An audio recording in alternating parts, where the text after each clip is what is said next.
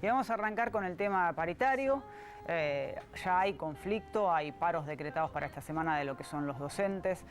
No termina de cerrar la paritaria en Santa Fe. Incluso podríamos decir que en los últimos años tal vez esta sea la propuesta más baja del gobierno de Santa Fe para los trabajadores en esta provincia en cuanto a aumentos, divididos en 3 meses, con porcentajes chicos que se acercan a la exigencia de la Nación.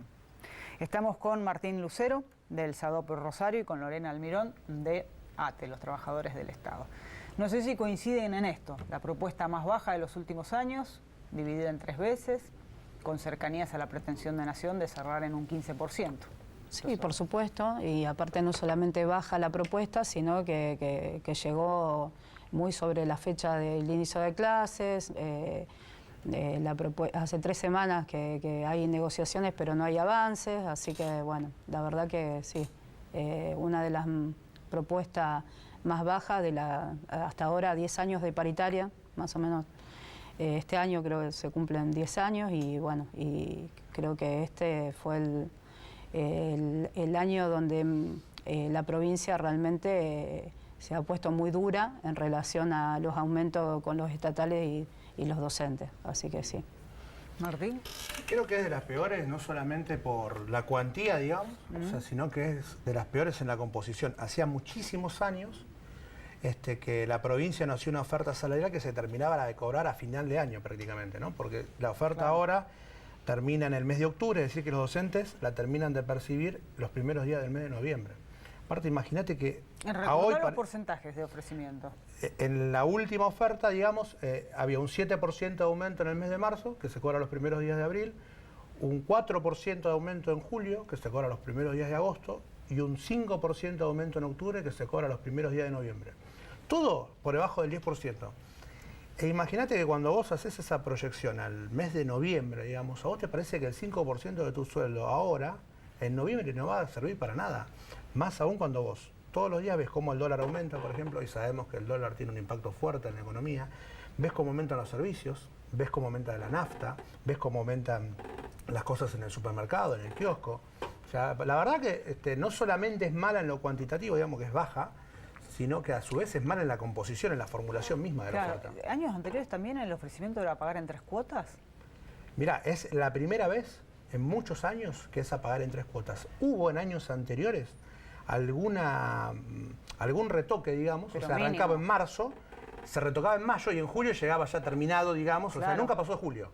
Pero era un retoque mínimo para las categorías más altas, digamos. O sea, la gran mayoría de las trabajadoras y las trabajadoras, de los trabajadores y los trabajadores, recibían el aumento fuerte en marzo, se retocaba en mayo para las categorías más altas y en julio ya tenías todo el aumento completo para todas las categorías. A ver, esto del análisis frío de los números, porcentajes, ¿el análisis político de esta postura del gobierno de Santa Fe? Y claramente está muy condicionado el gobierno provincial con el techo que le ha impuesto a la paritaria el gobierno nacional. Es lo que nosotros vemos.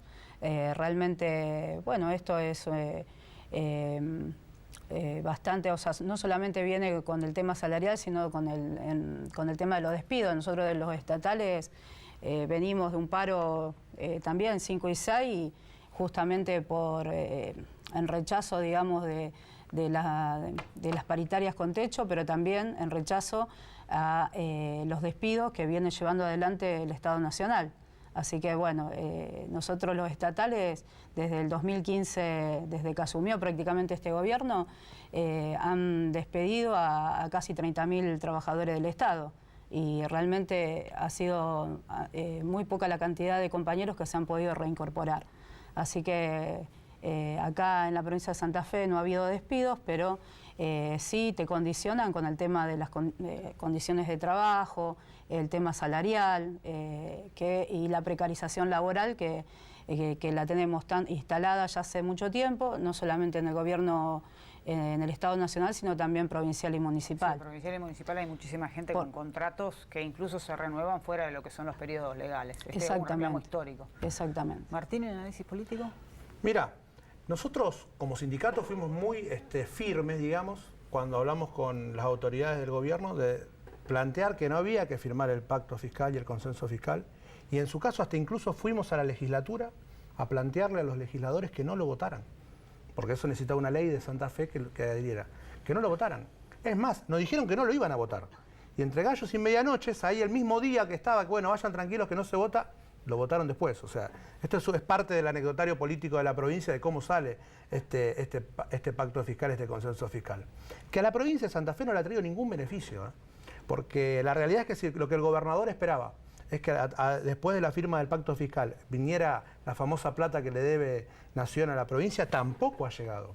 Y en su caso, si la Nación te debe plata y te la da, vos tendrías que poder gastarla en lo que quisieras. Independencia de poderes se llama eso.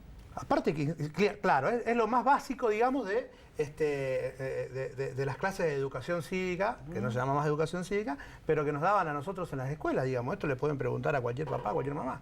Las provincias son preexistentes al Estado Nacional, digamos. Sí, o sea que la autonomía provincial es lo último que vos podés renunciar. Yo quiero saber si hoy el brigadier general de Teneros López, que tan fuertemente arraigado está en la cultura santafesina, se despierta. ¿Qué pasa? Me parece que a varios por lo menos los reta. Volver. Con el perdón de las palabras, ¿no? Pero esto de la independencia de poderes o autonomías provinciales pareciera puro verso si uno ve el nivel de ingresos provinciales, y en el caso concreto de Santa Fe, hace muchos años más del 60% eran ingresos genuinos, ¿no? Esa torta se invirtió y la mayor cantidad de dinero que entra en la mayoría de las provincias son por aportes de Nación, que ahí también pasan reformas a nivel nacional que hagan que el dinero llegue directamente a las provincias, sino que llegue primero a Nación y después te doy. Pero aparte, digo, incluso recordemos... Condiciona, digo, no, eso seguro condiciona políticamente. Ahora, las decisiones políticas las toman los estados, ¿no? O los gobiernos estaduales, por llamarlo de alguna manera. Entonces, a mí me parece que por lo menos debería haber tenido un debate más profundo, el tema del pacto fiscal, porque todo este tema del pacto fiscal fue para darle más plata a la provincia de Buenos Aires. Que era necesario, sí, seguramente, en algunos aspectos sí, en otros no, porque uno no ve, por ejemplo, que la política salarial de provincia de Buenos Aires sea mejor que la del resto del país. Entonces, en realidad, ¿para qué hacemos esta redistribución? Vamos a reactivar efectivamente la economía, vamos a reactivar efectivamente el mercado interno, vamos a generar más puestos de trabajo. En este ritmo que nosotros llevamos, de congelar permanentemente los salarios, de ajustar salarios a la baja, de achicar puestos de trabajo, lo mismo que dice Lore, digamos, o sea, de no garantizar, digamos, la estabilidad de los trabajadores, el mercado se va a achicar cada vez más y con eso se va a achicar la economía. Los únicos que se benefician con esto son los grandes capitales que tienen apostado el dinero a la timba financiera, digamos, y no al mercado productivo. Porque tampoco es cierto que beneficie la producción nacional cuando vos tenés todas las importaciones prácticamente de la mayoría de las ramas abiertas casi libremente. Pues podemos hacer cualquier análisis político que te parezca. Ahora, uno sí ve cierta contradicción en algunos puntos, porque sí, a nivel nacional o provincial hay aumentos tarifarios en lo que son los servicios, en los porcentajes que se han dado. Después, ¿cómo planteas la discusión en los salarios de los trabajadores en un 15% y no te moves de ese lugar si pedís en el agua aumento del 60%, en lo que es la luz aumento del 60% y en los que vienen de los últimos años, digamos? ¿Cómo es la argumentación?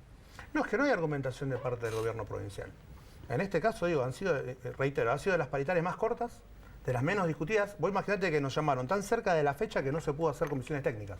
O sea, vino la paritaria, se presentó, se abrió, a los 3 días vino la primera oferta salarial, vinieron los paros, la segunda oferta salarial fue igual que la primera, o sea, en un lapso de 20 días, vos tuviste 2 ofertas salariales iguales sin prácticamente discusión, o sea que no hay una fundamentación respecto de esto, salvo que la estimación que la provincia realiza es que se va a sujetar, digamos, a la estimación de la pauta inflacionaria nacional, el famoso 15%, que es una forma delicada de decir, vamos a respetar el techo nación, pero Santa Fe se va a distinguir en su caso si se supera ese techo con la famosa cláusula gatillo, que, insisto, como todas las herramientas, puede ser una buena herramienta o puede ser una herramienta pésima.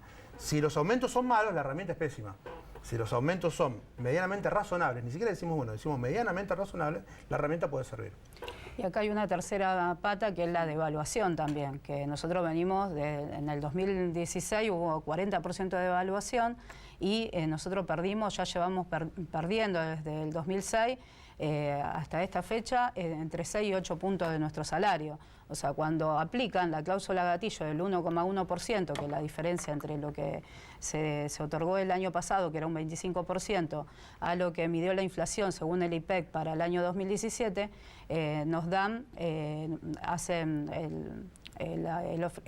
otorgan directamente, aplicando automáticamente la cláusula gatillo un 1,1%, que significó en las categorías más bajas para los estatales 125 pesos. ¿Cuánto gana un estatal que recién ingresa? Y 13.100 pesos.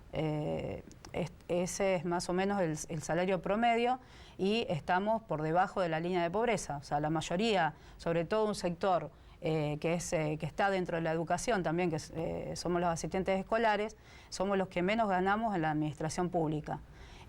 Así que cualquier porcentaje de aumento que aplique el gobierno provincial para algunos sectores, como asistentes escolares, como el sector de desarrollo social de la provincia, como algunos servicios generales de salud, como el mismo IPEC, el que mide los números de la provincia, están dentro de los sueldos más bajos, seguridad vial también, sectores que realmente son sumamente necesarios para el desarrollo de la población, para cumplir con los derechos de la población, sobre todo los que trabajamos con los niños, niñas, jóvenes, adolescentes, somos los que menos ganamos en el Estado provincial. Ni hablar las partidas para comedor y copa de leche, que están también muy bajas y que realmente también aplican el mismo criterio, que son porcentajes sobre cifras muy bajas terminan siendo nada. Sí, nada. Como las asignaciones familiares, que es una deuda que tiene el gobernador de la provincia para con todos los docentes estatales, que realmente hace 3 años que el salario que te dan por hijo no aumenta.